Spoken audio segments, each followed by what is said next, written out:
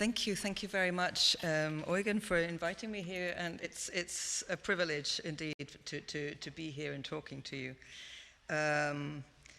It's very difficult to follow Taskin Adam's talk yesterday, which was a wonderful talk and raised a lot of important points, some of which I hope to go back to a little bit today. And I'm not very Which one do I have to press? This one? Just a second. Okay.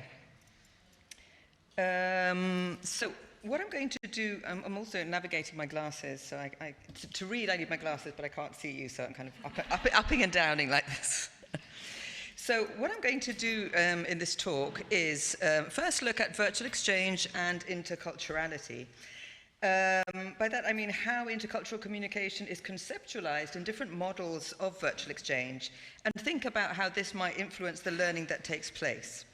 Then I'll look at the evidence base for learning from this large-scale project I've been involved in, the Erasmus Plus Virtual Exchange project, though I obviously don't have time to go into great details about that.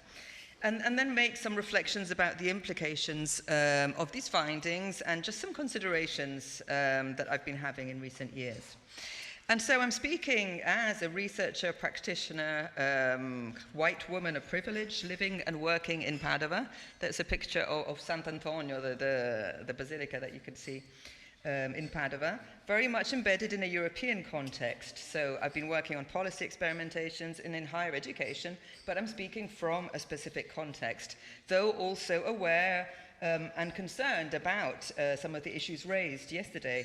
You know, the coloniality in education, the neoliberalization of our higher education system, and also internationalization processes. Oops. No, what do I have to do?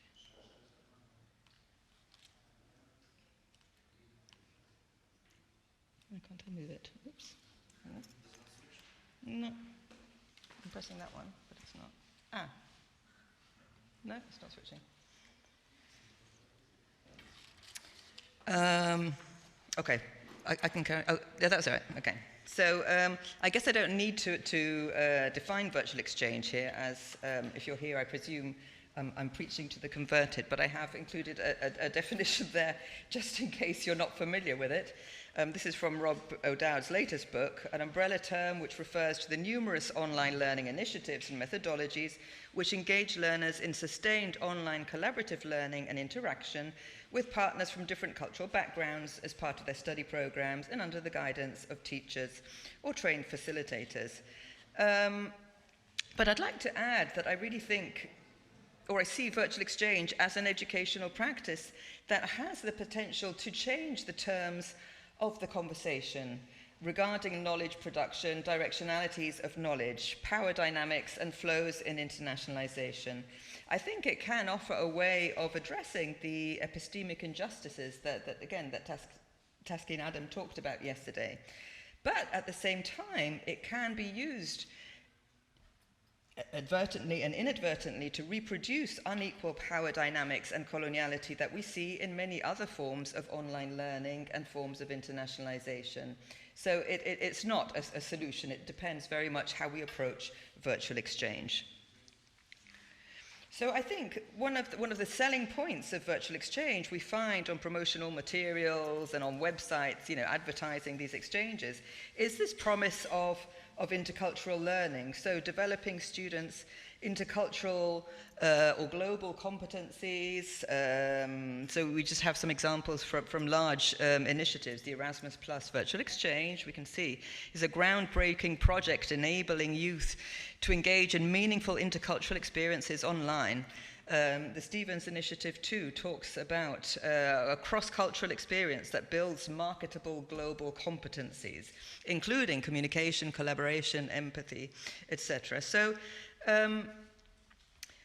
we have a lot of, you know, this idea that it sells intercultural learning in many different ways, but less often do we see exactly how this is going to take place, right? We don't very often have a clear idea of how it's going to take place. Oops, sorry.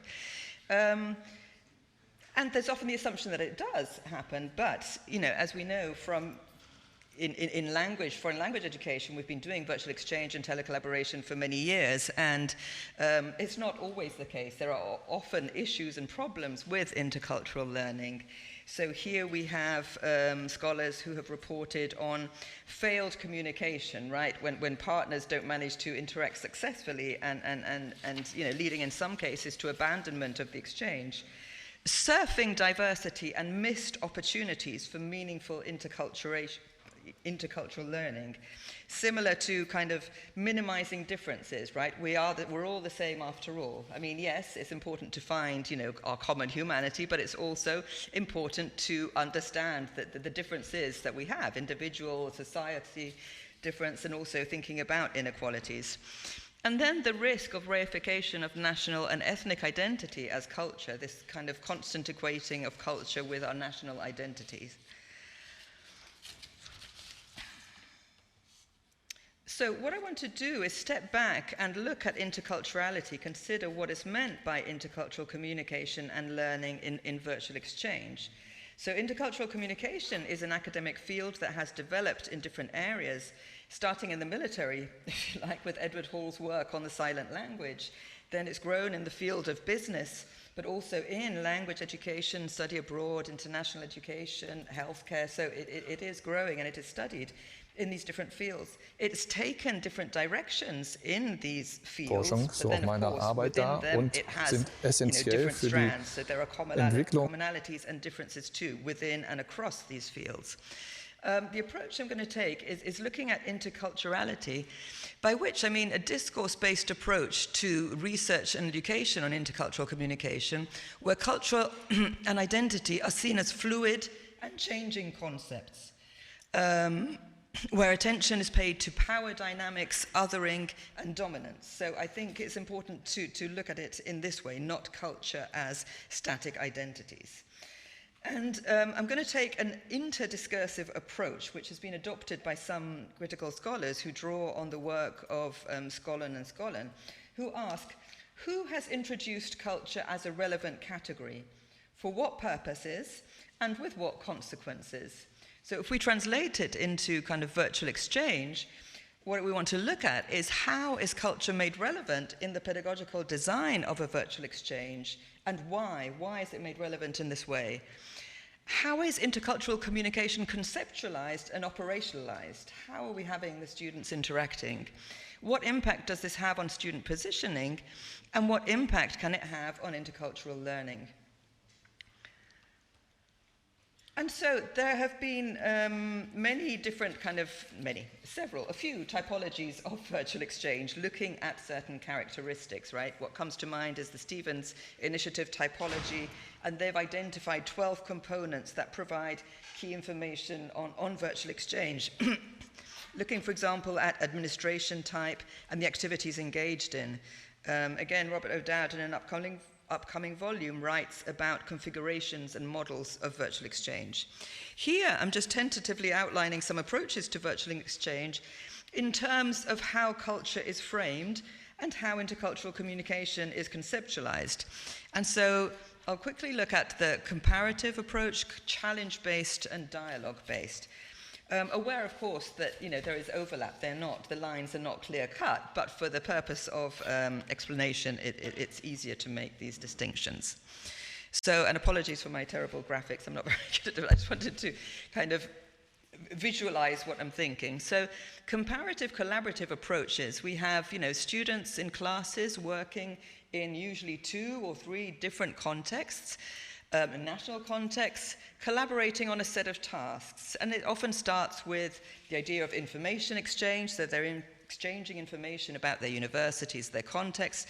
They're making cultural comparisons, and then they will collaborate on a final product. This is a commonly used model and has been called the progressive exchange task sequence that has been used in several projects and training programs. And just some concrete examples. We have, for example, that came from the Erasmus Virtual Exchange project, is comparing entrepreneurial ecosystems in Poland and Tunisia for students of business.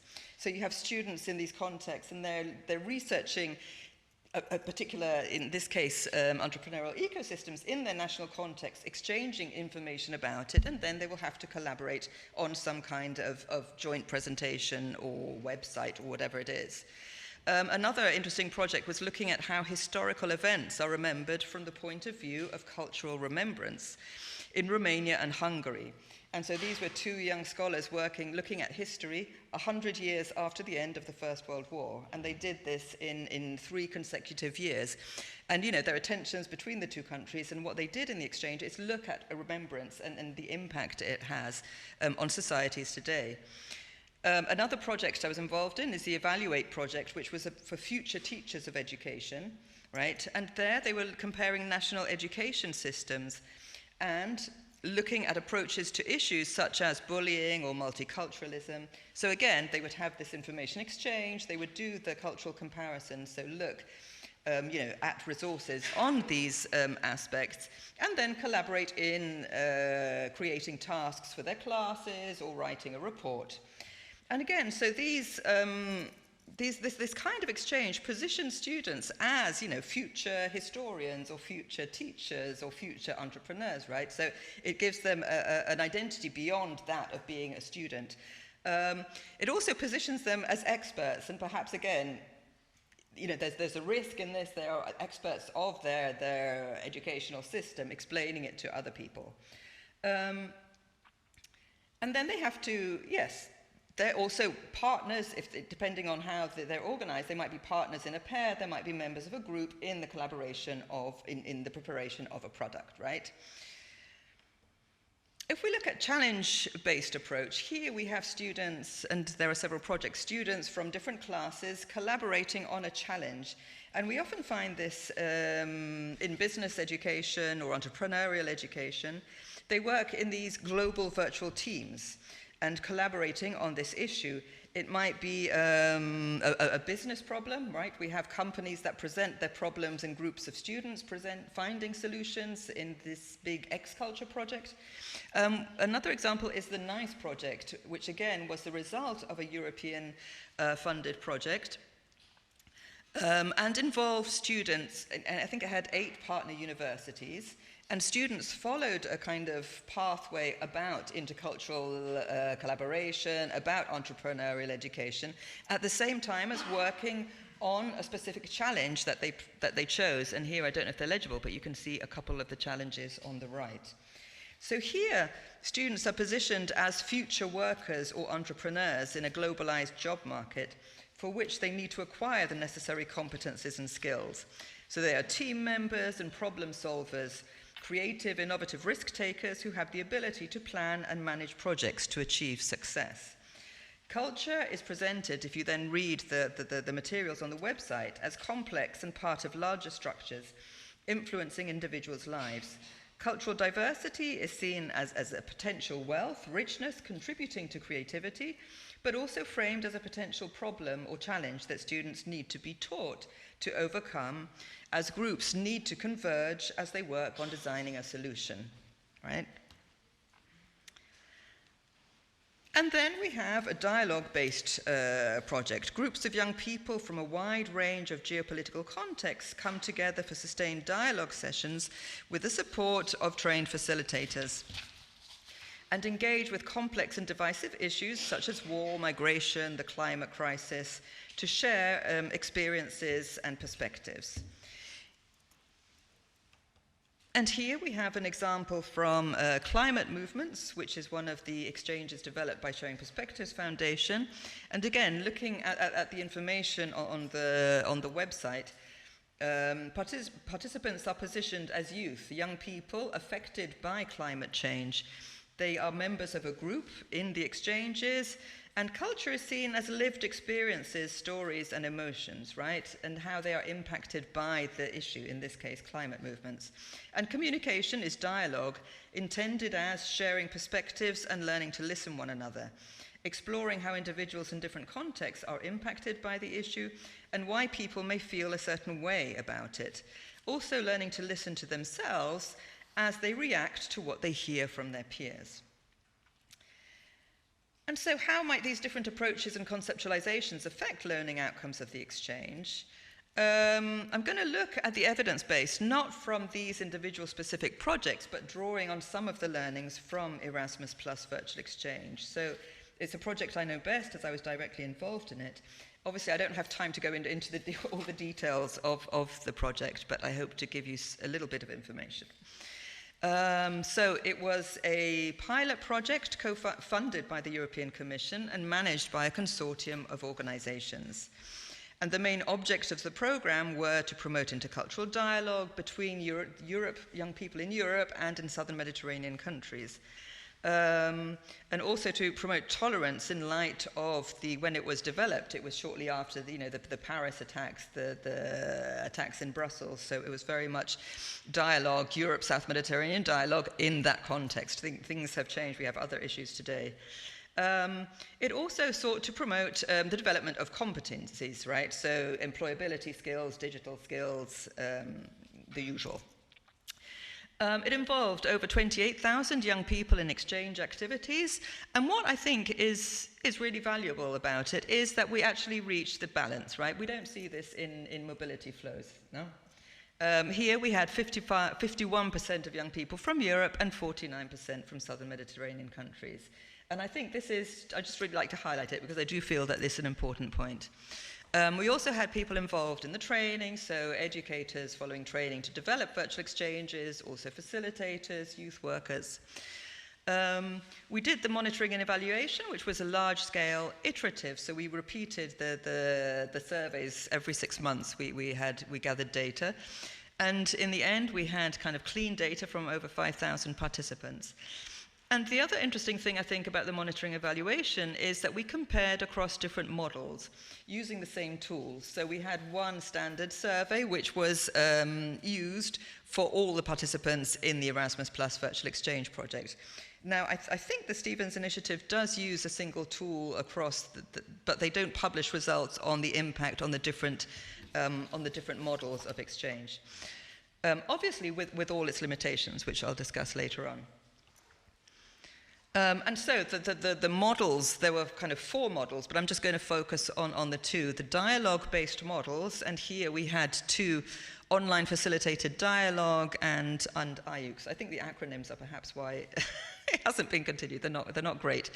But these are both models which had dialogue as the core part of it. Participants were in groups of 8 to 12 people, and in these projects, there was equal participation from European and southern Mediterranean countries, right?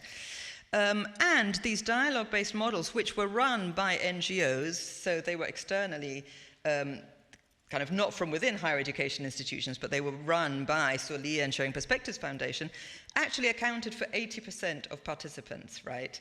So these are scalable models which actually included these big partnerships and large numbers of students. Whereas the comparative and challenge-based models we find in what we called TEPs. Again, a terrible acronym, transnational exchange projects. And over the course of the 3 years, we managed to set up 71 different exchanges developed by teachers or youth workers. I was really impressed to hear this morning, actually, that DAAD has financed 122 different projects, so in a short space of time. So that's really impressive. It took us a long time to get momentum and to get more and more teachers involved. They ran on a range of themes: foreign language, education and culture, healthcare, business, tourism. But these were mostly intra-European, okay? We didn't have much Europe and South Med partnerships. I think of the 71, perhaps 7 or 8 were across this divide. And most of them were based on the kind of comparative model, though there were some challenge-based and project-based projects. And in terms of how intercultural learning was conceptualized for the evaluation, again, obviously we were working with the European Commission, who had very clear ideas on what needed to be assessed, right, the competence areas. So they wanted us to look at attitudinal change, and here we looked at self-esteem, curiosity, intercultural communication, attitudes towards people from different ethnic and religious groups. And this was done by doing pre and post tests, and then we looked at the effect size. Then we had perceived improvement in these areas: 21st century skills, global competencies, and activation. And I won't read out all the different kind of sub-competencies, but we did a factor analysis and grouped them, and this is how they emerged and the names we gave them. So this was mainly quantitative research. We also had open questions in the surveys, but then we also carried out focus groups and interviews with individuals in the different activities to support interpretation of the data, so to help us understand, why certain results were found, also to explore individual stories, the impact on individuals, and looking at the long-term impact and engagement. And here is just the perceived improvement in skills across all the models. So here, I don't have time, and I didn't have managed to make slides that would have shown, the differences across all the different models. But I think you can see that the perceived improvement of people, yes, who completed the project were this. This doesn't account for the people who dropped out, and I understand. So the percentages are high, but I think they are very high, considering that we're talking about online projects. So we have active listening, critical thinking, which were particularly high, skills to work in culturally diverse settings, knowledge and interest in global events. And then we looked at activation, which I think hasn't been looked at so much in other projects. This idea of sharing information about what you learn with others in your community, having an interest in further intercultural encounters through study abroad or virtual exchange. These were actually two different items, and interestingly, it was both. Right? It was 80%, both for study abroad, but also interest and experiences in virtual exchange was 80%. So there was a high response rate. Building meaningful relationships, and then challenging media misrepresentations of other groups. Now that's something very difficult. I mean, how many of us do this in our lives? So obviously it is the lowest, but it is a result that we were very pleased with. We did look at the results in terms of, we had various hypotheses. We looked at differences in terms of gender and region, and we found that gender, the majority of participants were women, and there was some difference, but not so much. In terms of regional differences, yes, there was quite a difference, and I think the attitude changes in particular were stronger for the southern Mediterranean countries and on certain skills. We also looked at whether there were differences in people who had experience of mobility and those who didn't. And of the participants in the project, I think only 30% perhaps had spent more than 3 months abroad for study or for living. And interestingly there wasn't much significant difference, right? The differences were in those who hadn't had experience of mobility perceived greater improvement in intercultural competence. And that was pretty much it. And I think we explained that because the type of experience they were having was different, right? They were having different kinds of dialogues, different kinds of interactions, and engaging with different kinds of people than they would have in their mobility projects. But what I wanted to focus on is the differences between the models and the findings.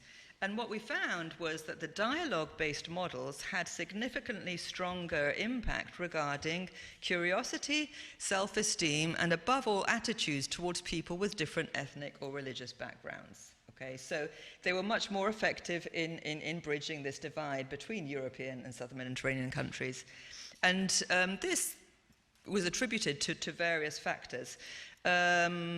Again, thinking to the talk yesterday, this idea of intentionality, right? You design the project to address what you want it to achieve, right? And here, the focus was very much on intergroup dialogue, so seeing these divides and directly addressing it in the design of the dialogue interactions.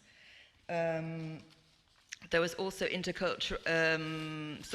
the sustained nature and the intensity of interactions. So these young people met for 2 hours and were just talking and listening every week for 4, 8, or 9 weeks, depending on which project. And that is actually quite an intense amount of time to be there listening and talking. It's not something we do very often in our lives. We're always doing, right? But actually talking and listening slowly is so the nature of the interaction. The diversity of the group members, as I said, in these exchanges, they had European and Southern Mediterranean partners. So there was, and each group, they tried to put people from, as many different contexts as possible and also try and create a gender balance. So that was a factor. And the role of the trained facilitators in this, right? You can't just put 8 people in a room online and expect them to have a meaningful interaction, right? That doesn't happen. How many times we've been teaching on Zoom, you send them into breakout rooms and you see silent black screens. It doesn't happen, they need support. But from the interviews and focus groups, what we really found was this diversity amongst the people in the groups, with regards not only to geographic origin, but also their perspectives on the issues discussed. Life experiences, values, and beliefs. And this wasn't only the main contribution to participants' learning, but also what they enjoyed most about the exchange. So students in Europe, even those who had studied abroad, recognized the diversity of participants' backgrounds as an important factor of their learning. Participants came from countries that they had never visited. They brought to the table voices that they said are often marginalized, silenced, or demonized in public discourse and the media. Of particular impact on the European participants in the focus group discussions were their interactions with peers in Syria and Palestine. And these interactions were also mentioned by some of the facilitators as particularly impactful. Moments of change in participants where the change was tangible, right? So that they were facilitating discussions, they could see the power of these moments. The interviewees in Southern Mediterranean countries, on the other hand, mentioned that they've had fewer opportunities than European students to engage with the outside, if you like. They enjoyed the opportunity to engage with youth in Europe, but also felt the need to challenge the view that they felt Europeans had of them. So they saw these interactions as opportunities to be listened to and to be able to offer alternative perspectives than those that they feel European youth acquire in mainstream media. Then if we look at the comparative and collaborative projects, here, these were smaller scale, and as I said, mostly intra-European, hence greater geographic and cultural proximity, if you like, less ethnic and religious diversity in the classes, which is probably one of the reasons that there was little impact on this specific dimension of intercultural learning, right? Also, the majority of the projects didn't explicitly address potentially divisive themes like migration, religion, climate crisis. Something else is that there was a strong task orientation, right? Very often when you're focusing on a challenge, on jointly producing a product, and if this is for assessment, the focus is very much on the task, right? And you need to get it done. So there isn't the time left to engage with others in the kind of social parts of exchange. Strong potential for building knowledge about relationships between societies and their historic entanglement. So one of the advantages of this idea of having, two groups in specific contexts is the potential to really look deeply, at the structures in place, or the legal systems, or the histories of conflict, the relations that there are between specific countries. If we're kind of on a more global level, we don't look at all the individual contexts. So this is a strong potential. And one thing that we did is in the second and third years of EVE, we kind of had this cross-pollination between the models, and we added dialogue sessions within these exchanges, right? And so we had teachers who were having, their collaborative comparative exchange. They would ask facilitators to organize dialogue sessions for them. So there would often be a dialogue session at the beginning of the exchange so that the participants could get to know each other, in the middle of the exchange to see how it was going, right? To try and draw out the challenges that the young people were facing, and then also at the end for a debrief and for a collaborative reflection, as opposed to, or to complement the individual reflections that students were having. And we did find that, again, the causality hasn't been looked at, but there was definitely an increase in positive relationship building in these kinds of exchanges over the 3 years. So we found much more positive experiences. Because the challenge, collaborating is challenging, right? When students are left to themselves to organize their meetings, to set up the activities, it is challenging. And through that, they do learn. That is a real world skill. It is effectiveness, right? So that is important. But as I said before, sometimes it didn't allow for the social side of things or the deep interactions. Obviously, there are limitations in these large-scale studies. I'm a qualitative person as well myself, and these large-scale studies miss the nuances and characteristics of different models. You're never going to capture all the minute details and possible reasons and hypotheses for things going wrong or things going well. Self-reported perceived improvement is seen as problematic by many researchers. I think it's valuable that students feel that they have gained skills, and I don't see it as being that problematic. Obviously, it's not the only tool we need, but I think that has a value in and of itself.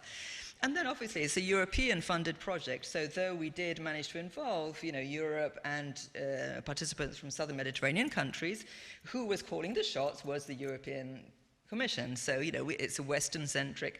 English was a dominant language, and there are inherent inequalities and bias in, the setup of the project and in the evaluation and research. But I think it's important to recognize this and to be aware of it.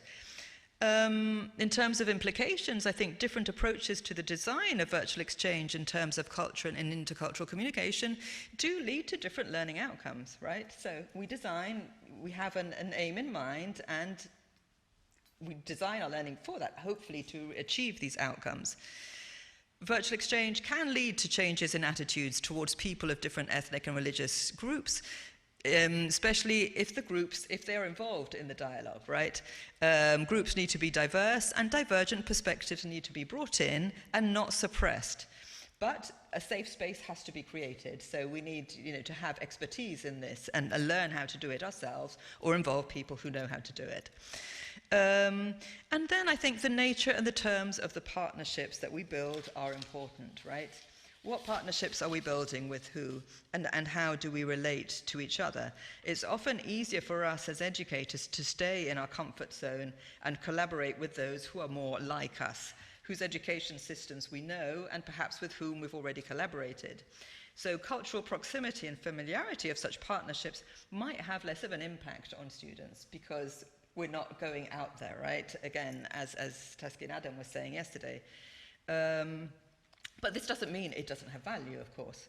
The question is, to what extent can we say we really are enriching this ecology of knowledges if we continue to engage with knowledges produced in the global north by people who are very similar to us? And so just a couple of reflections on this theme. I find it useful to think in terms of convergent or functional interculturality and non-convergent and critical interculturality as outlined by scholars, critical scholars writing epistemically from the global south, such as Catherine Walsh and Mario de Souza. They talk about functional or convergent interculturality as aiming at mutuality and convergence and wanting to reduce difference. In such an approach, differences are seen to impede understanding and agreement, hence there's a need to reduce difference and agree on a solution. So it may be seen as a priority in situations where a solution needs to be found and a decision or action to be taken, and particularly in challenge or task-based virtual exchange. But it's important that we pay attention to power dynamics in such exchanges. So the question we should ask ourselves is, whose difference is reduced or removed, right? That of the other, the minoritized group, those who don't have the language or the confidence to make themselves heard in a group. It's important that we pay attention to this.